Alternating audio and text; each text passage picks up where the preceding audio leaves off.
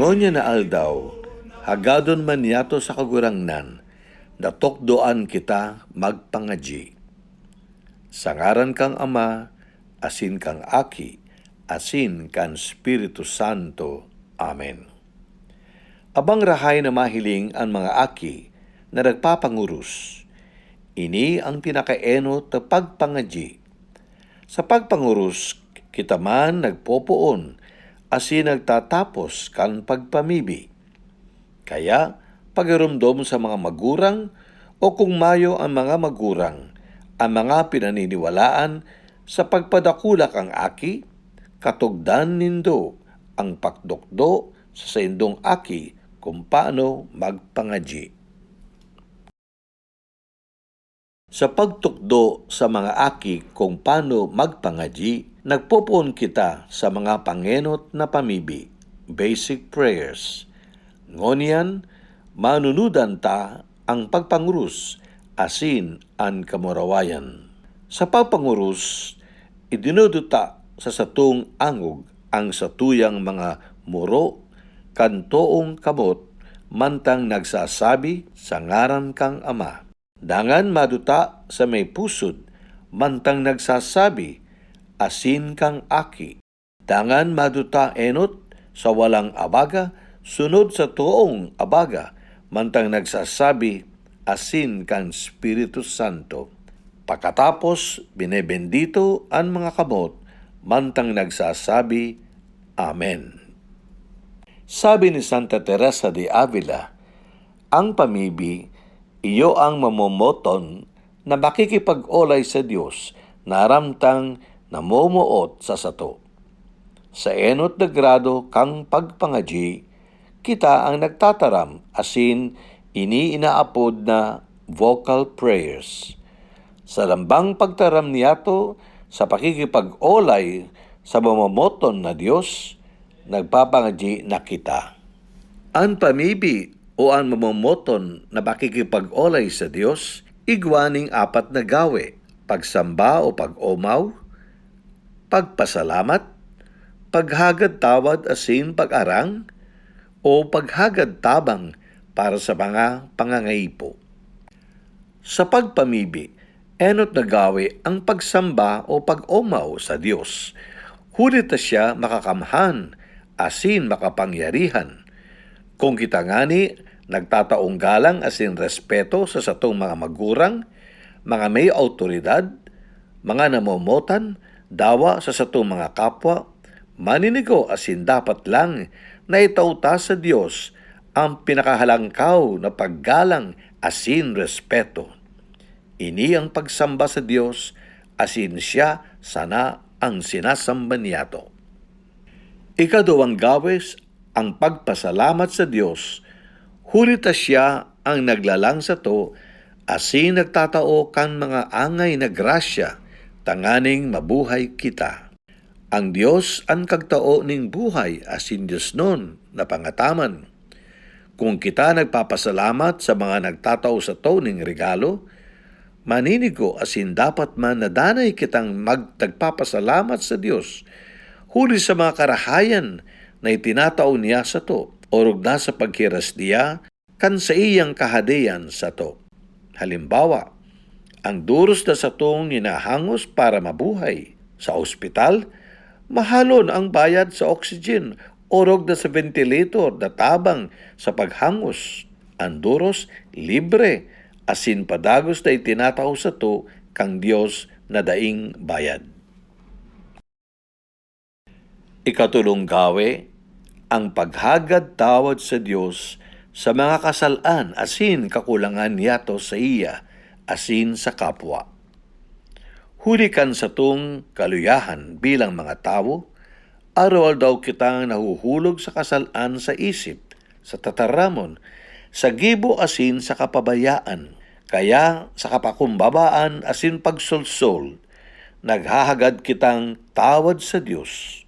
Kung kita baga nakakulog sa satong kaklase, asin kita nagsorry o naghagad ding tawad, nagiging magayong liwat ang satong relasyon o iribahan. Iyo man sa mahal na Diyos, huli kan satong kasalan, nagpaparayo kita sa iya. Asin sa paghagad niyato ning tawad, kita nakakabalik sa iya. Asin nagiging orog dararom ang satong relasyon sa iya.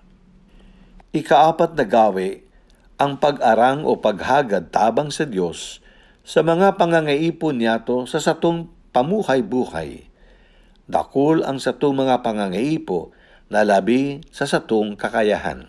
Kaya nagpapangadyi kita na tabangan kang kagurangnan.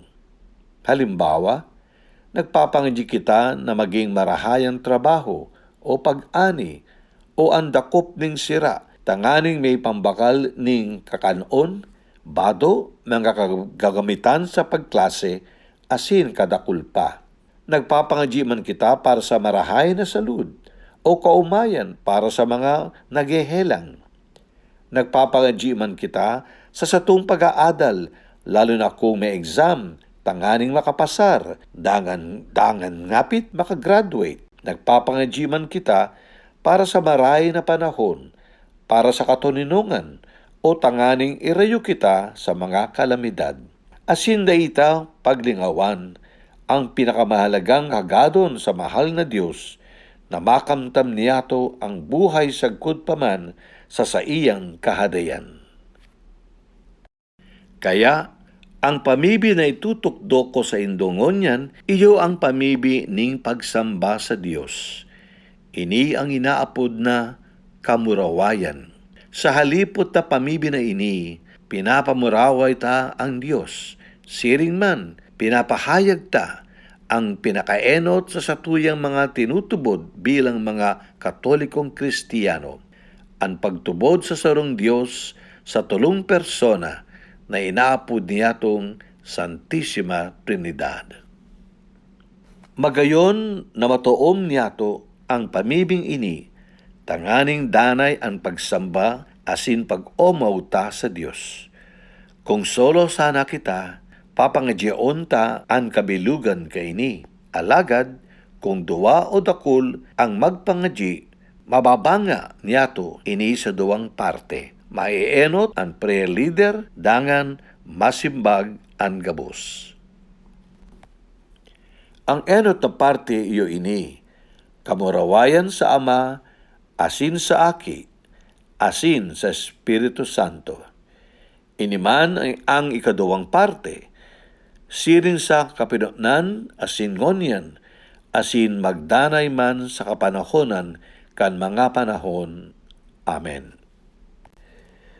Sa pagpangajita kan kamurawayan, asin sa lambang pamibi na sinasambit ang Santissima Trinidad, magayon asin maninigaw lang na idoko ang satong payo, tanganing maging mas balodok asin magalang ang satong pagpamuraway sa Dios. Magdoko asin magsilensyo na kita sa pagpamibi. Kamurawayan sa Ama, asin sa Aki, asin sa Espiritu Santo. Siring sa kapinunan, asin ngunyan, asin magtanayman, sa kapanahonan kang mga panahon. Amen.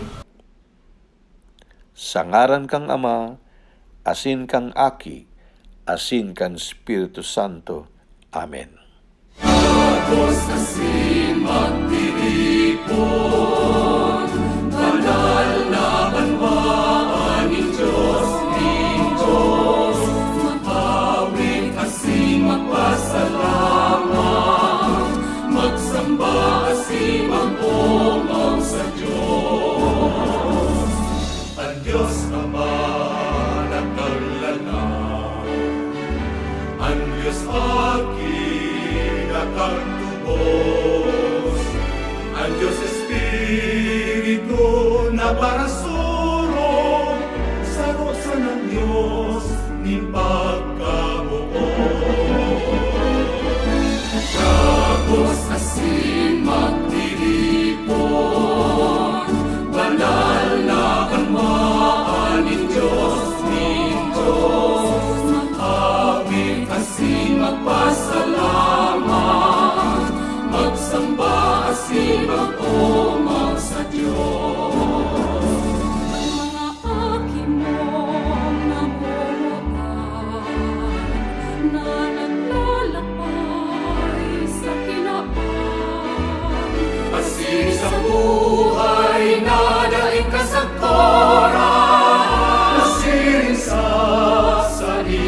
Hades